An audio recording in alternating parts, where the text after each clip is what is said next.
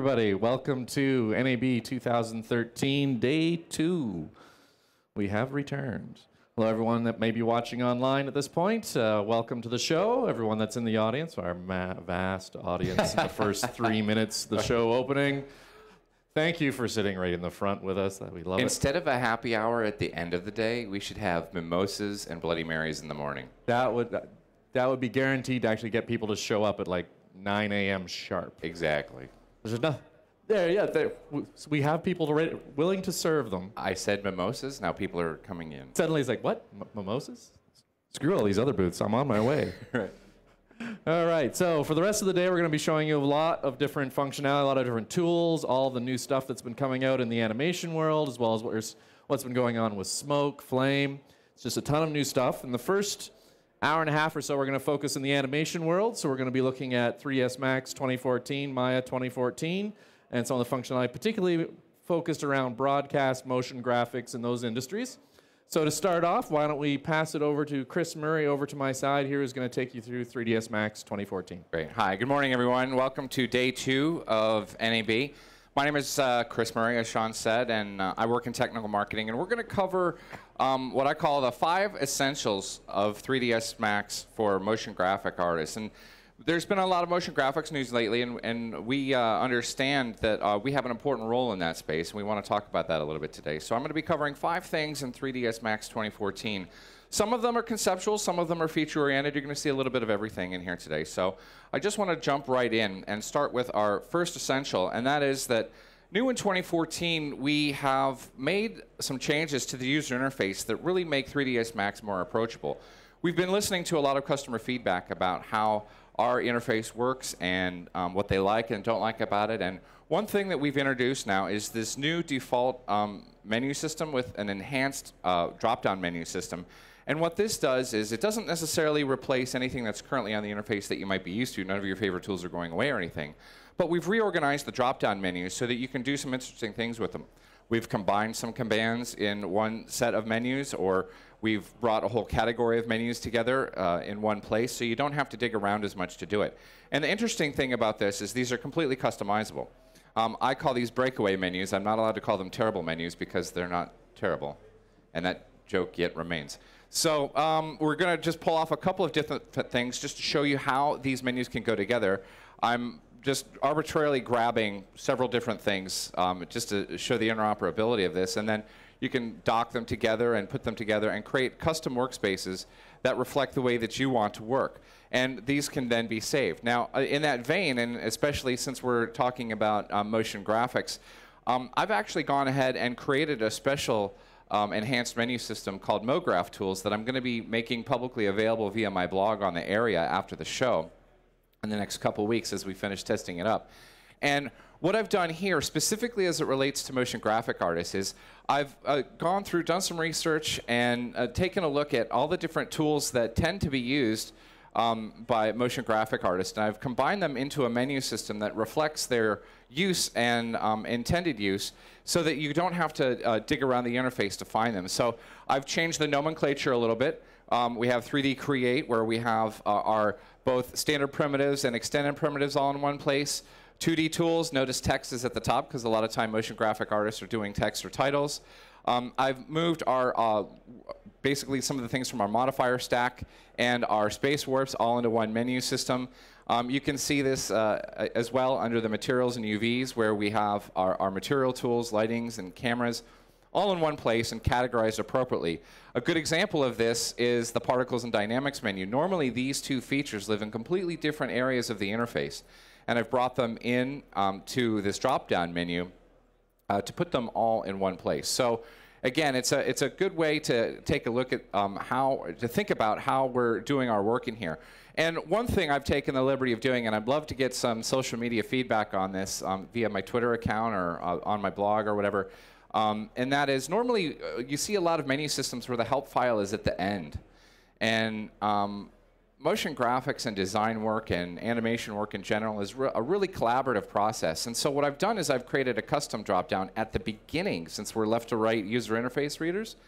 I've created a custom drop-down here called Forums, where we have access to the people that we work with.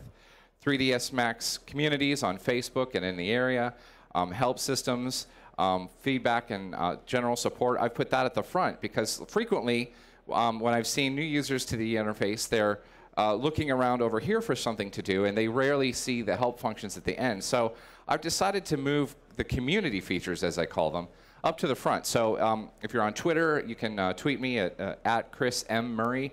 I'd love to hear your feedback on this, to see if this is where this stays, to see if you guys think this is a good idea. So let me hear from you. So we have the customization and the ability to make the user interface really approachable as our first essential. Another feature that was introduced a couple versions ago that I think is underutilized, especially as in terms of design work, are our preset layouts. Now, it's not just about converting the layout to a different format, whether it's a 1 viewport or a 3 viewport configuration.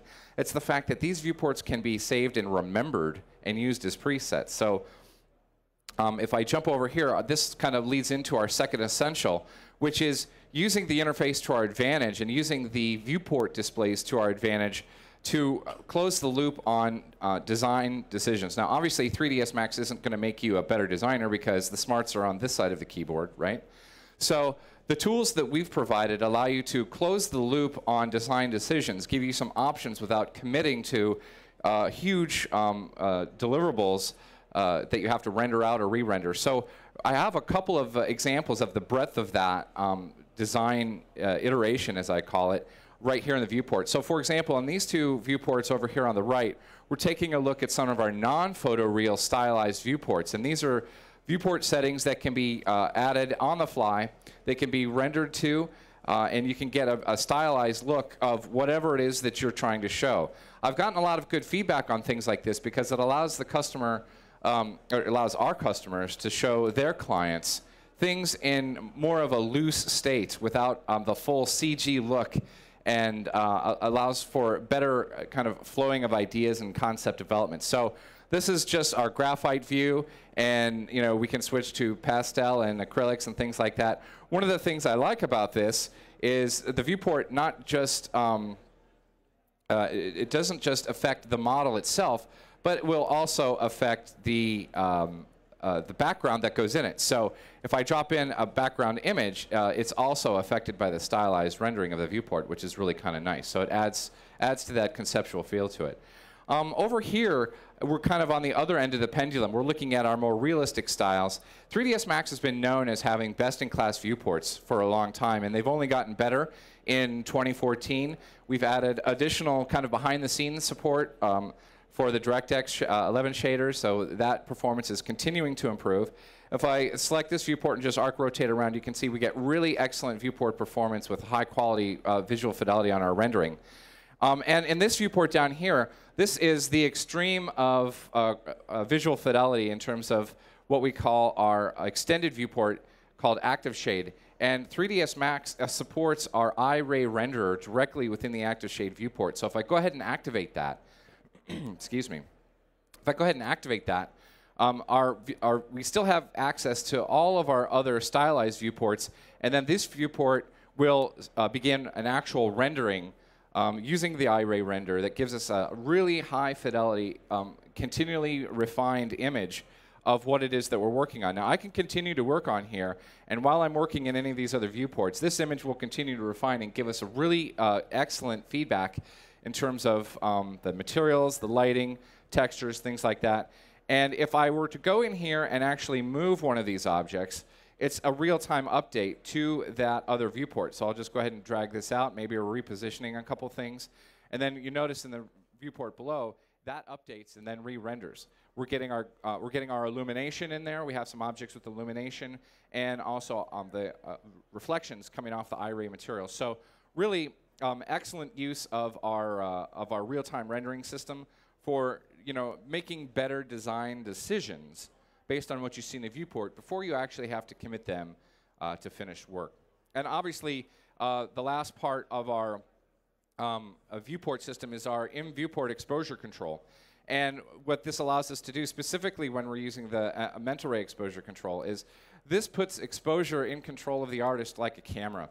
And if a lot of designers and motion graphics artists are also photographers, so we give you complete image control using nomenclatures and language that you all speak, and the language of the camera lens. And so shutter speed, aperture, film speed, those exposure settings are all available to you and can be used at any time for any of your projects. So it's really a really great way to work and helps close those loops. So those are the first two things that I want to take a look at. I'm going to switch out to a different scene here. And we're going to talk about our third essential, which is really important for, specifically for motion graphics artists. I think it's important to realize that a lot of our animation work is done with parametric tools.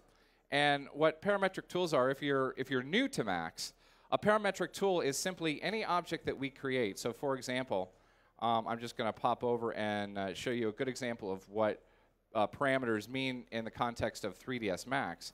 If you notice over here, I've just created a simple object. In any place in Max you see a dialog box with a spinner or any value that can be entered in with the numeric keyboard, these are parameters. And this is really kind of the backbone of the way 3ds works for object creation and a lot of animation. And we're going to go ahead and take a look at that in terms of doing some animation. So I have our speaker here, and we're going to expand on the speaker project and move it into more of a motion graphics piece.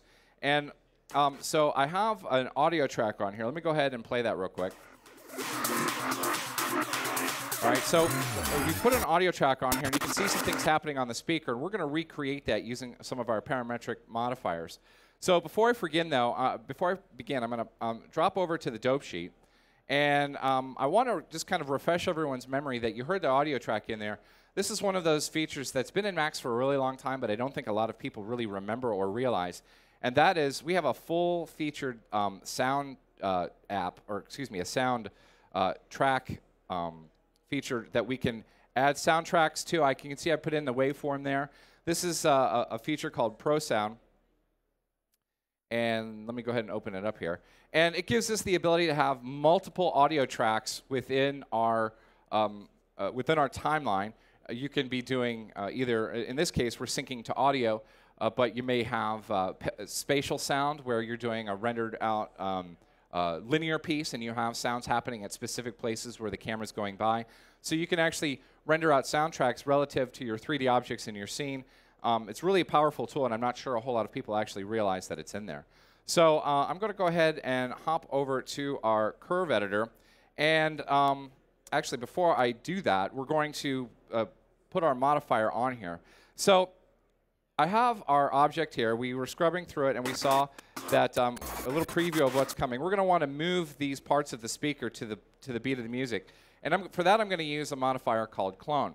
And I like showing clone modifier for a couple of reasons. One, it's it's a free plug-in modifier from i2Soft. We actually shipped it on the resources disk with 3ds Max, I think back in version 2011.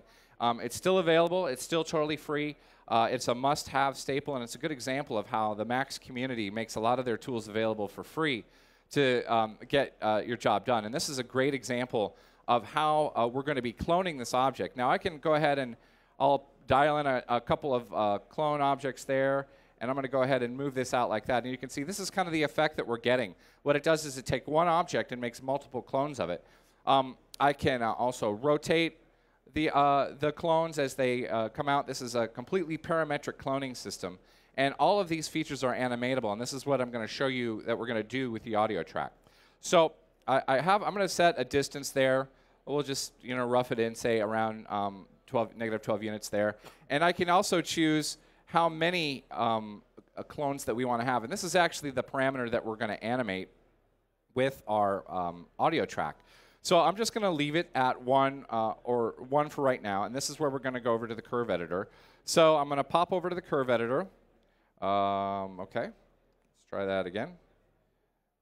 One's already open. There we go. So I have our modified object, and there's our clone modifier, and here is the clone track itself, and this is what we're going to use the audio track for. So I'm just going to right-click, and I'm going to say Assign Controller, and we're going to use our Audio Float Controller, and it brings up our dialog window. All we have to do is just choose the sound, so drop back out to here, go get our audio track, and then remember, we're controlling the actual number of clones that are going to be produced. So the minimum number is 0 clones, and the maximum number I think we said was maybe 7 or 8, so we'll put 8 in there. And then you can see that the audio track then appears on our timeline, or on the timeline in the track editor. And I can move through, and you can see that it is indeed generating some additional objects. Now, one of the nice things about this is, since the audio controller is also parametric, I can come in and adjust a threshold parameter that allows us to filter out some of the extra music portions of the soundtrack that we don't want to hear and really focus on the beats. So it basically drops out some of the music and focuses on that, so we can get a little more focused detail on the animation. So we'll drop that out there. And now we've got it. So if I hit play, you can see that we've got some nice effects going on there. Now, the thing I like about parametric objects, and specifically this modifier, is that when you start taking parametric objects and then mixing them together, you get some really powerful aspects to your animation. So I have this speaker, which is made up of several different objects. And actually, before we do this next part, I just want to draw your attention to, you'll notice that I'm using a Pro Optimizer Modifier on here. Now, normally when I'm doing animation work, I like to have nice, clean geometry. But in this case, we're going to be making a lot of different pieces of geometry, so I still want to have good viewport performance. So I've put a Pro Optimizer Modifier on here, which is parametric, and allows me to dial in the complexity of what I need in terms of, or what I want in this case, in terms of efficient geometry. Now, obviously, with a triangulated geometry like this, this isn't necessarily something that I would want to keep. So you'll notice that in the Modify command panel, the modifier here has a little black box around it. Modifiers can be turned on or off in the viewport or in the renderer. So what I have this modifier on in the viewport, which keeps my scene nice and efficient, but it's off in the renderer, so I can have access to the full resolution mesh without having to constantly add and remove modifiers. So I'm going to crank this down just a little bit more, and I'm going to select all of the objects, and we're going to go ahead and add another clone modifier here. And I'm going to set this to, I think we'll set it to 10. And we're going to offset it in the X. So I'll type in a number there. Let's do 150. All right, so now we've got a cloned original object, which is the one on the far left. And it's being driven by audio, and all of that cloned animation is now on all of the other objects. So as frequently, motion graphics artists will want to have lots of duplicates doing the same thing. They can do some really dynamic camera moves, and that's where we're headed with this. So I'll select another clone modifier, and this time we'll do 10 clones, and this one will clone up in the Z. And, oops, going the wrong way on that. Let's back out of that. Was rotate, I think. Let's try this parameter. There we go.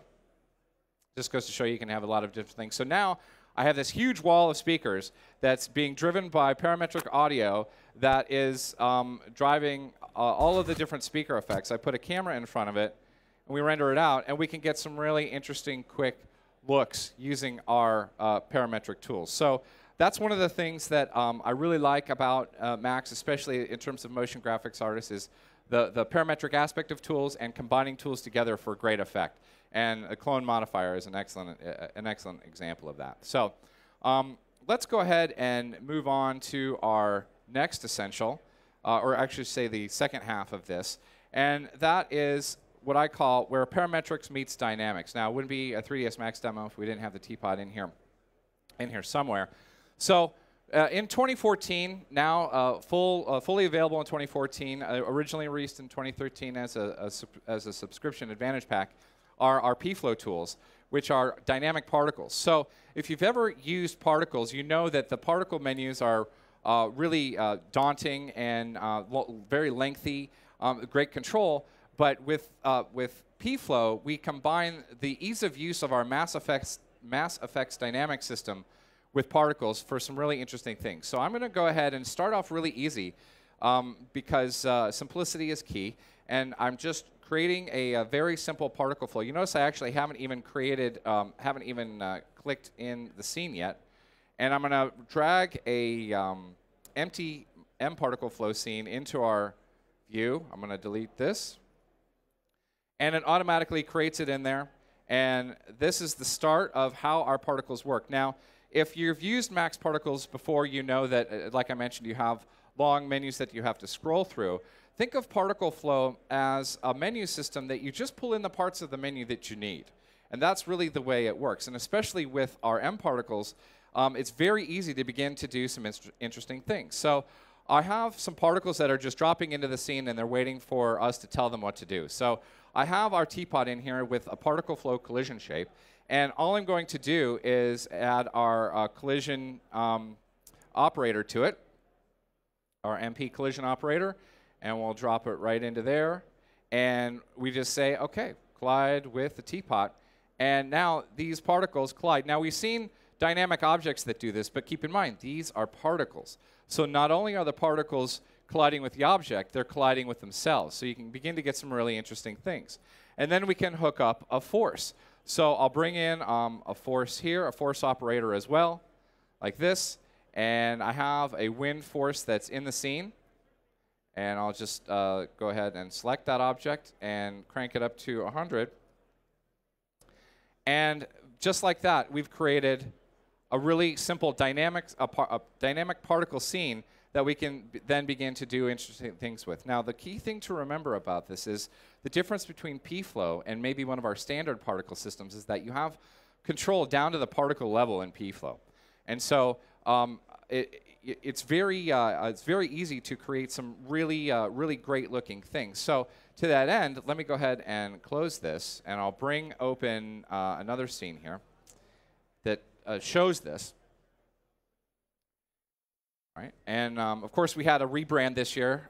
We introduced a new Autodesk logo. We introduced new package branding, and so I've taken the liberty of making one of our new logo here and showing how just using a very simple particle swipe. Now, I'm just going to swipe through this really quickly and take a good look at how that disintegrates. Let me actually select it so you can see there's lots of particles in there. I have this rendered out so we can take a look at it and kind of dissect it a little bit. This looks like a fairly complex particle destruction sequence, and it is really simple. Okay, so we'll just let that play. I'll scrub through it a little bit so you can kind of see. So the logo begins to disappear, and we have lots of wind effect. Let me show you the pflow for that. Very simple. 4 elements. 4 elements to do that. And I want to thank our friends at visualarts.be for this source scene that we've just modified. And frankly, I want to talk about that for a second. That's one of the best ways to really learn pflow. A lot of pflow artists make their stuff available, or they have really excellent training materials, lots of stuff out there to do this. I know a good friend of mine, Anselm, has Incendi effects. He has some training stuff.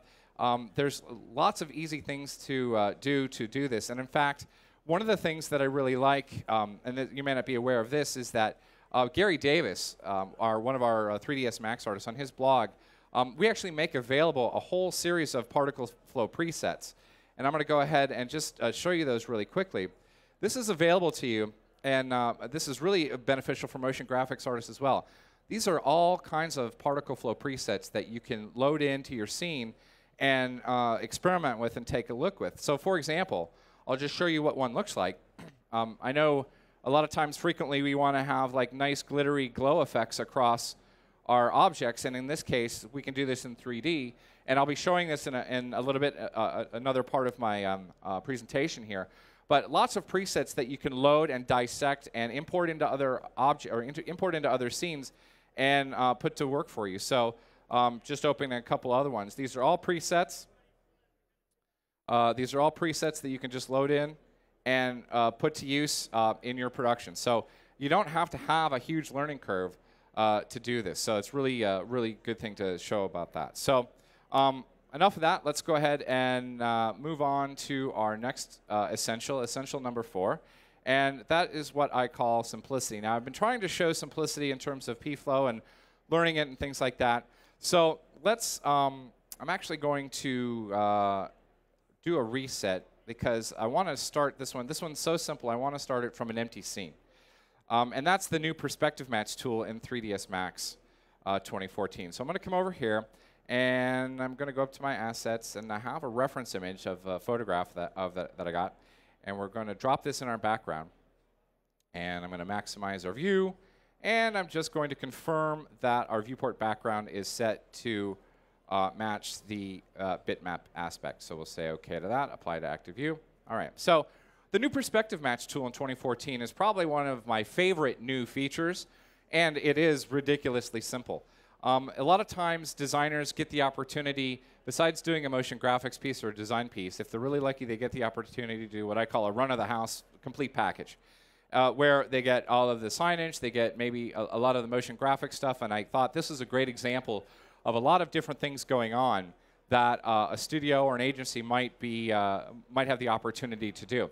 And that's a total rebrand of this. So using the new perspective match tool, I'm going to show you how we can quickly generate a mock-up to either sell a concept or actually deliver some of the projects. So using the perspective match tool found under the utilities command panel, and I'll go ahead and just turn on our vanishing lines. And if you see here, we have our grid is in the background, and I have there's a couple lines there, and I have 2 red lines, and I have 2 green lines. So these represent our X, Y, and Z axes. If I wanted to, I could just do X and Z or X and Y, whatever. In this case, I'm going to do all 3. And all we need to do then is take these lines and just position them in our scene so that they are on basically a vanishing plane. So to do that, I'm just going to add a little teapot object just so we can see this for reference. While I'm actually doing this process, I'm not really even going to be paying attention to the teapot. I'm just going to be paying attention to what I want to see here. And I'm just going to start positioning these lines in visual reference with things that are in the scene. So I'm going to take the green lines and put them there. I'm going to make sure that the green and red intersect. So I'll do this here. And drop this up there. OK. So our last set of lines is our Z. So I'm going to move these in here. And I'm doing this on our scene here. Now, if you've been to LA Live, if you've been there, you might realize that these, we can't totally guarantee that these screens are square to the ground. So just keep that in mind. You want to make sure that you're using things that are square to the ground. But the reason I'm using them here is because it allows me to show you the next part of this process. And this is also something that's new to 3ds Max 2014. And that's our 2D pan and zoom mode. I can now turn on 2D pan and zoom mode, and I can pan and zoom my viewport while keeping registration with the image that's in the back.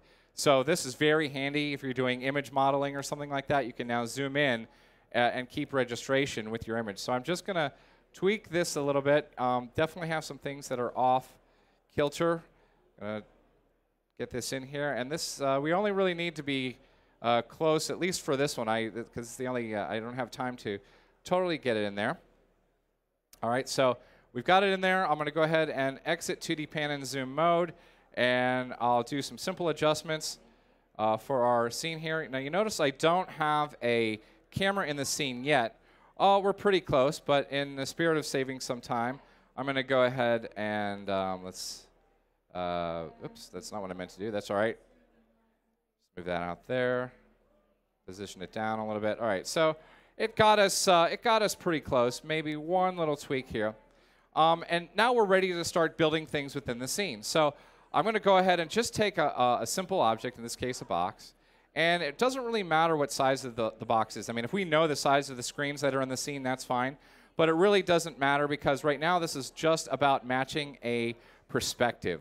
So I'm just going to move our objects here. I'm going to move them in local space because this is how it's going to maintain the illusion. And I'm just positioning these objects into a relative position.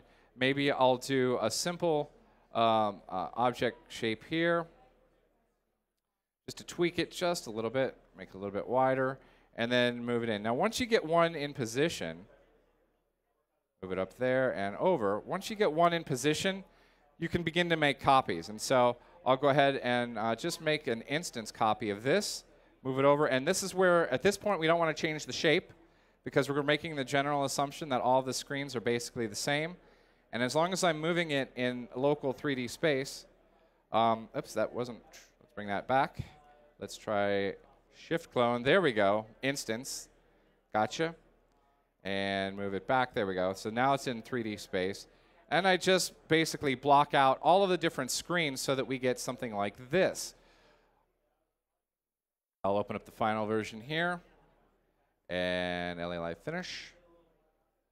And so now you can see we've added in all of our different screens, and we're ready to begin mocking up all the different pieces of content that are on here. Now you'll notice that if I hit render on this real quick, this particular screen goes behind one of these pillars, these big architecturally interesting pillars.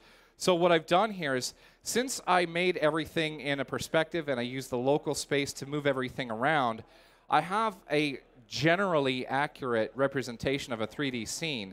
And I've put some objects in here that occlude where the signs go behind or occlude our signage. So these are just simple matte objects, and that gives us the illusion that our scenes are in. Our screens are fully integrated into this space here. Now I can bring in our Slate material editor, and this is what I really like, because this is where I was been talking about a lot about closing the design loop and creative decision making. This is where we can now really take advantage of that using the Slate material editor, because I have one main material on the screens, and I can just bring in several different looks and feels of what may actually go on the screen, and I can very quickly swap out. I can swap out imagery and quickly generate a lot of different comps for what our client may or may not want to see or use to make those decisions. And also, since this is now basically represented, and if we know that we're going to keep this as a lockdown shot, I can also render out various plates on these pieces and send them out to our compositing package, whether it's Composite 2014, which is part of our Entertainment Creation Suite, or whether you're going to the compositing package of your choice. So again, it really doesn't get any simpler than that. So this is one of my favorite new features, just because it is so simple. So let's go ahead and move on to our fifth and final essential, and that's our interoperability. Now, we've had state sets in 3ds Max for a couple versions now, and I'm going to pop over to After Effects real quick just to show you where we're headed.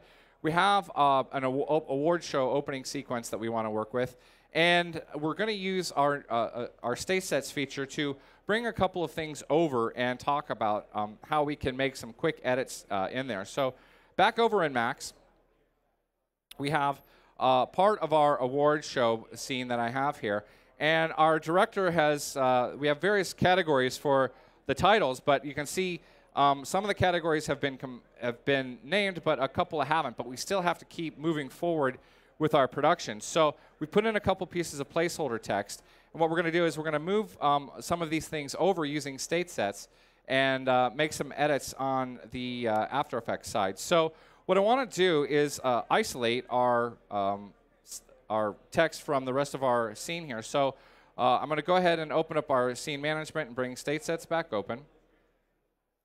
Now, if you're new to 3ds Max and you're wondering what state sets is all about, I'm not going to go into a huge comprehensive explanation of it, but state sets does a couple of things. In terms of 3ds Max, it's a great scene management tool. It allows us to set up render passes that we can have various things on various states that get rendered out, and those passes then be used in Composite or in any of our other node-based packages. We can send footage, transfer it over to Smoke, any of that footage over to Smoke, but it helps us pre-flight our render passes. And you can see over here in our compositor view, these are all of the rendered elements for all of our pieces in this clip. So there's our pedestal passes, this is everything.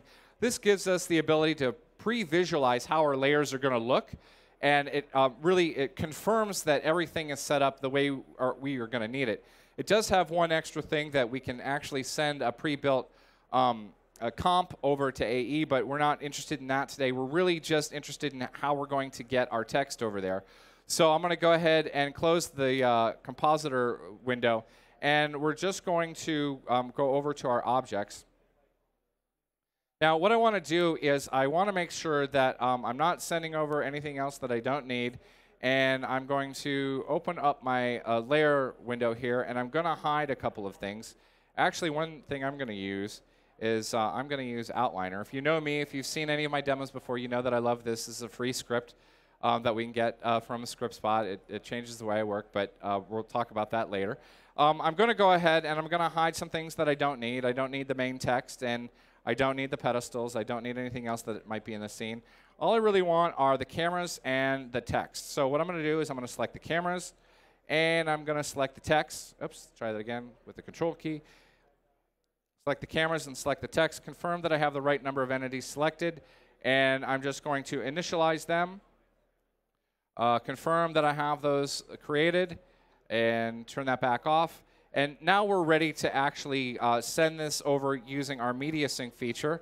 So I'm going to reset this, and I'm going to turn off our lights and footage because we don't need any of that.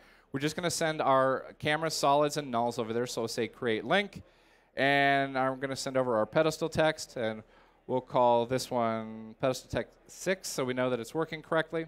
So I've set that, ready to go. I'll pop over to AE, and I have all of our footage here. And I'll go File, Open Compositor Link from Autodesk. Again, we don't need our lights or our footage. Reset the link, and here's the one that I just created. And you can see now that this brings in all of the text objects and the camera objects. I'm going to hide a lot of the extra stuff over here,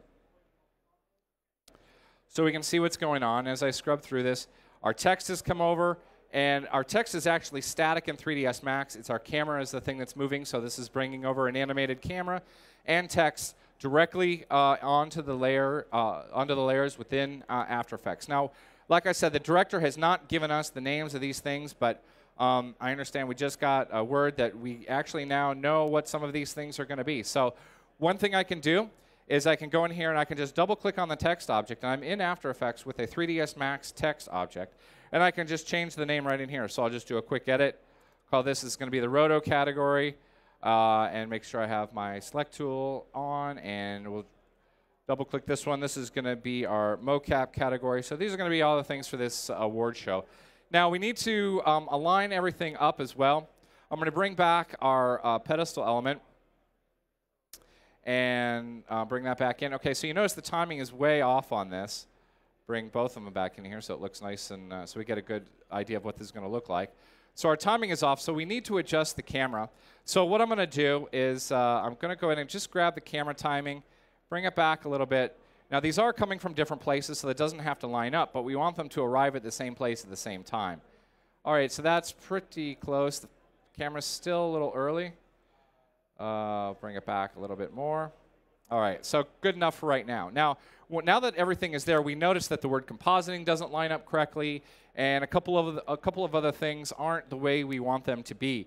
So one thing we can do in After Effects is we can adjust the position of our 3ds Max objects in After Effects and get them in the right spot so everything lines up correctly. Since we changed the timing of the camera, which is just fine with us. Okay, so it's good enough for right now. Now we're ready to, we want to make sure that we capture these changes back in 3ds Max, and this is where Media Sync has the round trip back to 3ds Max. So I don't want to send over the cameras because we've changed the camera timing in here, and I don't want to do that. I like the way everything is working over in Max, but I want to keep this unique to After Effects. So I'm just going to send this back over, and we'll say update to link. I go back over to 3ds Max, and it says update from link. And let me move my camera back into position here so we can see what happens. So I update from link. Oops, let me go back and make sure I click that. Update it again for the text. We should get that back over here. There we go. So not only did the position changes come back over from After Effects, but also the titling changes came back over. So again, really good interoperability there. If you're pre-flighting, heading over to composite, the layering system is going to work great for you there as well.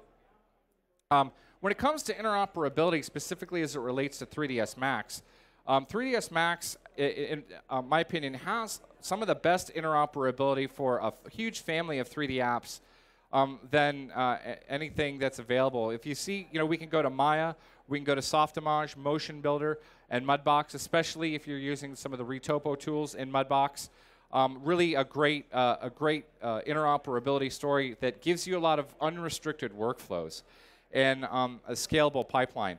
I know motion graphic artists, they need to do things quickly and efficiently, and they need to be able to deliver on time and on budget. But frequently, they're going to have an opportunity to really get a huge project that allows them to swing for the fence. And they need a tool that's going to be able to back them up on that. And 3ds Max gives you that ability because of the pathways to all of our other tools and the built-in character tools and just the huge scalability and problem-solving ability of 3ds Max. It really allows you to solve big boy problems when those big projects come through the door. So, we've been looking at the 5 essentials for motion graphics artists. We've been looking at the approachable workspaces. We've been looking at the best-in-class viewports for closing the design decision, the iteration loop for design decisions, our parametric tools, the simplicity tools with our new perspective match feature, and of course our interoperability. So I want to thank you for stopping by. Just remember that the 3ds Max community is a strong and vibrant community. Please visit us on the area, visit my blog on the area, or hook up with me on Twitter. There's a lot of great companies that are using 3ds Max for motion graphics and design work. Hatch, Taylor James. I think we're going to be showing a reel from our Oh, okay. And so Post Panic over in Europe. So I appreciate all of our motion graphics customers, and I appreciate your time here at NAB. Thanks a lot, everybody. Have a great day.